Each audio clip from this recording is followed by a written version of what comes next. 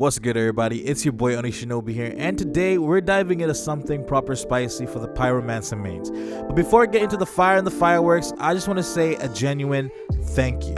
Over the last few months, my Outriders series has crossed over 3,000 plus views, and honestly, that means the world. I started dropping these videos because I love this game, but the support, the comments, the returning faces, that's what's been keeping this whole thing going. So this is one bit of a thank you gift to the community. And because a lot of new people keep joining the Outriders grind, I've gone ahead and bundled every video in the series into one clean playlist. Builds, gameplay, lore, everything. So if you want to binge the journey or catch up on anything you missed, it's all there in one place. Easy access, no searching needed.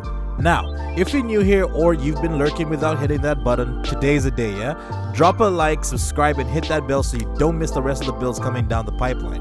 We're building something dope here, and I'd love to have you along for the ride. Alright, gratitude out the way, let's set the battlefield on fire.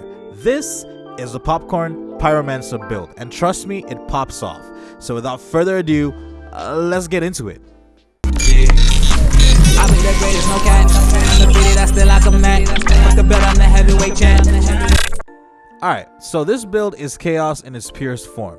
The kind of chaos that the Pyromancer was born for.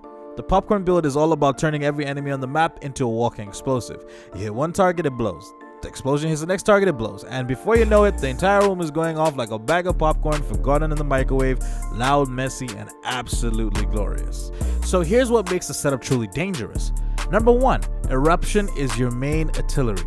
This build fires eruptions like a motor launcher. Each pillar slams into groups of enemies, softens allies, and sets perfect tipping points for thermal bomb detonations. With the right mods, you're dropping eruptions so frequently it looks like the ground's fighting for you. Number 2, Feed the Flames to control the flow. This ability is the glue. You pull your enemies into position, interrupt nasty elites, instantly apply burn, and generate sustain. It sets up your damage, group targets, and ensures you're always in control of the battlefield tempo. Number 3, Thermal Bomb, the pop heard across the Enoch, the star of the show. When a marked enemy dies, boom, that explosion hits the next target, spreads burn, sets up new detonations, and before you know it, the entire room is going off in a chain reaction. It's loud, messy, and stupidly satisfying. Exactly what you want from a build called Popcorn. But the real magic is the interaction between all three skills, which creates a relentless pressure loop. So you want to kind of make it go a little bit like pull, burn, pound with eruption, tag with thermal bomb, detonate, chain reaction, rinse and repeat. So you're gonna be doing this consistently throughout the entire gameplay, but there is a way to actually get you a little bit more bang for your buck with all of this with the right mod setup, which is what I'm gonna talk about later on in the video. So basically, this loop lets you delete mobs instantly, crack through elites, control positioning, stay constantly mobile, maintain infinite burn up time, and create explosions that spread like wildfire. The build works in solo play, group play, and melts through endgame content and feels incredible for returning players because it's strong without being overly complicated. If you want a Pyromancer setup that's cinematic, explosive, and borderline disrespectful to anything standing in front of you, the Popcorn build is exactly that. So, let's break down the abilities. So your main 3 abilities that you're using for this build from left to right are Feed the Flames, Eruption, and Thermal Bomb. They work in tandem. You cannot have them working outside of the loop that is designed for them. Now, I'm about to explain why. Eruption being your ultimate is your nuke. Your enough is enough button. Eruption is not the thing you're spamming here. It's the thing you hold on to until the moment is right. This is your big volcanic finisher. The lava geyser you slam onto the field when you need to delete a captain, a chunky elite overstayed their welcome, or you want to start a chain reaction with a massive damage spike. Because we're building around status power and burn, Eruption hits like a truck covered in magma. It's bursty, cinematic, and meant to seal kills, setting up thermal bomb detonations on priority targets. What Eruption does for this build, it cracks open elites so thermal bomb can pop them, adds massive burst damage during mob waves, creates a clean setup for multi-pop chain reactions, and acts as your ultimate skill to stabilize the battlefield. You don't spam this, you choose your moment, then drop it like Judgment. Next ability is Feed the Flames, the spammy pull plus sustain engine. This is your bread and butter spam skill. Feed the Flames is fast, cheap, and extremely reliable. It pulls a target, interrupts it, instantly applies burn, and heals you, meaning you can stay aggressive 24/7. This is the ability you throw out constantly to control your enemy movement, line up targets for thermal bomb, keep your burn up time, keep your health topped up, and set the pace of every fight. What Feed the Flames does for this build, it gives you infinite sustain through skill leech, pulls enemies into pop-friendly clusters, guarantees burn for thermal bomb detonation, and keeps your rotation fast, fluid, and aggressive. This is one of the 2 skills you're spamming nearly on cooldown. The third ability is Thermal Bomb. This is the other spam skill, and it's the one that creates the literal popcorn effect. You tag, you kill, you pop. That explosion damages everything around it, which leads to more pops, and you get the idea.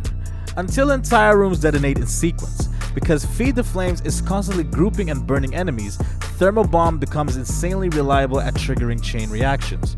What the Thermal Bomb does for the build? Simple. It creates death explosions that chain like dominoes, defines the popcorn identity, and turns weakened enemies into grenades. Synergizes perfectly with the burn applied by Feed the Flames. This is the second ability you're spamming constantly. So, I'm pretty sure you're asking, why does this ability combo work, and is there any way to tweak it? Probably, but this is the best setup that I have going right now. And this is because it forms a 2-spell engine with a finishing ult layered on top. So your spam engine goes opening with Thermal Bomb, following up with Feed the Flame, and ending it all with Eruption. Now, this is not set in stone. This can be modified according to the situation. Why? Because the popcorn build thrives on adaptability, and here's when to adjust. Boss fights. You might start with Feed the Flame to stack burn, and then Eruption for the burst. Mob control. Keep Thermal Bomb first to soften the clusters, and then cycle the Feed the Flame to maintain pressure and finish with Eruption for cleanup. Pro tip.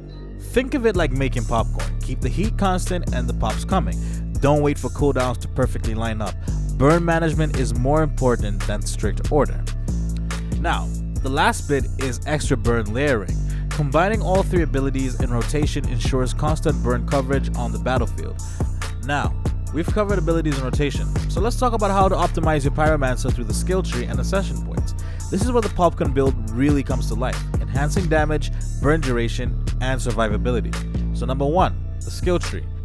You want to set up your primary nodes with nodes that prioritize Pyromancer damage, cooldown reduction, and burn duration. This ensures your Thermal Bomb, Feed the Flame, and Eruption are constantly tearing through enemies. For your support nodes, you want to invest in health on burn kills, AoE damage boosts, and crowd control enhancements. These make your rotation even more effective in mob-heavy encounters. And here's a pro tip. Look for nodes that synergize with your rotation, abilities that amplify burn damage, or reset cooldowns when enemies are under fire. You can just set it up as you see it in the video, and this is practically what I'm running. And one important node that you should not miss when doing this is Phoenix, because Phoenix is important, because sometimes you do fuck it all up and then eventually you die. But with Phoenix, you come back to life from the ashes, literally. You know, like Phoenix from the ashes. Okay, you get my point. You do not want to miss Phoenix. So whatever you do, even if you want to tweak it a little bit, make sure that Phoenix remains in the skill tree. Okay, so moving on to the Ascension points. As you can see on the screen, I've personally maxed out all of my Ascension points, but my prioritization follow this order for optimal popcorn efficiency. Number 1, Anomaly. I maxed this first to boost my ability damage and critical effects. This made the Thermal Bomb and the Eruption truly explosive. Number 2, I did Brutality. It focused on further damage output and cooldown reduction, letting you spam Feed the Flame and the Thermal Bomb more often. Number 3, Prowess. I invested here to improve utility and ability synergies, enhancing burn effects and overall damage management. And the 4th and final one was Endurance.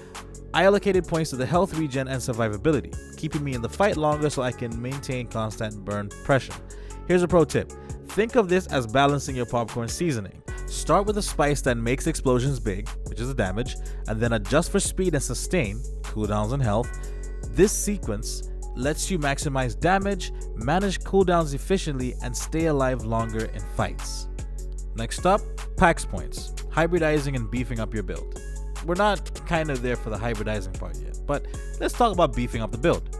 With the Worldslayer DLC, Pax points give you the flexibility to hybridize your build or further amplify your damage and survivability. Think of them as a seasoning you can sprinkle wherever you feel your build needs a boost. So how exactly does it all work? These are earned throughout the DLC by completing missions, challenges, and encounters. They can be allocated to special nodes that enhance abilities, passes, and overall stats, letting you fine-tune your Pyromancer exactly how you like it. It's ideal for experimenting with hybrid builds or further reinforcing your main strategy. I recommend allocating these packs points as you unlock them, focusing on the nodes that are currently appearing on the screen right now. Boost the thermal bomb, feed the flame and eruption damage, further amplifies your core burn rotation. Reducing the cooldowns allows you to keep the popcorn popping non-stop. Lastly, you want to improve survivability or health regen, which complements endurance and keeps you alive in tougher fights. Here's a pro tip. Packs points are flexible. Don't feel like you have to spend them all in one tree. Allocate them progressively as they appear in the world to maintain an optimal balance of damage, burn, uptime, and survivability. Now, we've covered all the skill trees, the rotation, the abilities, Ascension, and packs points. So, let's talk about the gear. The right armor can make your Popcorn Pyromancer truly devastating, and here's what I'm running.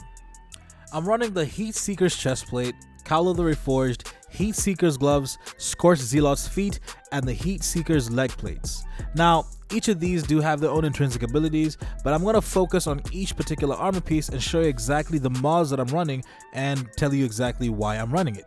Now, as you already know, the 3-piece Heatseekers is for the bonus. Now the bonus is, after successful detonation, thermal bomb travels to the target with the lowest health in the 25-meter radius. The thermal bomb applied this way deals 50% less damage and can chain up to 3 times. Now that's just a little bit on the nose there, because once you have your build in order, this 50% damage less doesn't really matter in that particular scope, because you still be popping things all over the field. I digress. Let's take a look at each piece individually. I just want to quickly add that all of my pieces are transmogged except the Heatseeker stuff, so if it has a different name but looks different, that's why. So for the Scorched Zealot's feet, I'm running Scorched Earth, Ferocious Flames, and Ash Grasp. I added Ferocious Flames so that I could get 50% more damage on enemies below 50% health. And for the head piece, I am running the Cowl of the Reforged. This comes with Double Fun and Danger Clothes. Now, Danger Clothes was more of a lucky drop on that 3rd extra roll that you get for the Apocalypse gear, but I added Etna for my Eruption, which gives me a 2nd activation before cooldown. And for my chest piece, I am running the Heatseeker's chestplate, which came with Fire Trap and Plate Dodge. I added Thermal Reaction, which basically gave me a one-shot that dealt 140,000 plus damage in a 1.5 meter radius. Killing an enemy with this skill granted me 30% Anomaly power bonus for 3 seconds. For the leg armor, I went with the Heatseeker's leg plates, which came with, I would say, a very good roll for me with Heat Grenade, Fire Frenzy, and Ashes and Leeches. Now, you can obviously modify this in any way that you want. I kept it this way because my damage set was still intact and it was still really ripping through. I feel I might do a bit of tweaking here and there, but for now, I left it as such and it's been doing a great job. I solo activities with no difficulty. For the gloves, I went with the Heatseeker's gloves. Now, this brings me to my 3-piece bonus activation, and it came with the following mods: Turn Up Heat, True Blast, and Ash Increase Range. If I were to change anything on this particular armor piece, it would be the Ash Increase Range. There's something that gives either a boost to either Eruption, Feed the Flames, or even another Thermal Bomb. Alright, let's talk weapons, because the popcorn build isn't just about throwing fire, it's about loading your arsenal with enough heat to turn the entire battlefield into a barbecue festival. Starting off with your primary weapon, the Inferno Seed. This right here is your bread and butter gun, and it honestly slaps. Its intrinsic mod is Wrath of Moloch, which applies burn and explosion damage on crits. I then added Firestorm, which basically calls down a fiery vortex that keeps enemies burning while you cycle your abilities. The 3rd mod that it comes with, being an Apocalypse weapon, is Ultimate Vulnerability Bullets. This one is huge because every shot increases enemy vulnerability, boosting overall damage for the entire build. Now, your 2nd weapon is going to be the Death Shield, and this is a timeless classic for Pyromancers. It comes with both Fortress and Striga, which are both its intrinsic mods. Fortress gives you a chunky damage bonus and extra survivability, which is always a win, and Striga just basically induces burst damage that heals you when enemies die. This is just the regular version, so no 3rd mod slot. The sidearm is the Corruptor. This is not just backup, it's a mini nuke in your pocket. It comes with Shadow Comet, Target Rich Environment, and Gravedigger's Frenzy. This sidearm is a delete button. It's perfect for elite, stragglers, or when you just want to flex, or if you're just within a tight pinch between reloads. My main mod for this one is Shadow Comet, because it drops a comet from the sky for a massive single target damage. It's great for elites or crowd control. Here's another pro tip. Your weapons are an extension of your burn rotation, so with Inferno Seed applying burn plus vulnerability, Death Shield keeping you alive, and the Corruptor nuking anything with the pulse, you've got everything covered. Mobs, bosses, elites, you name it.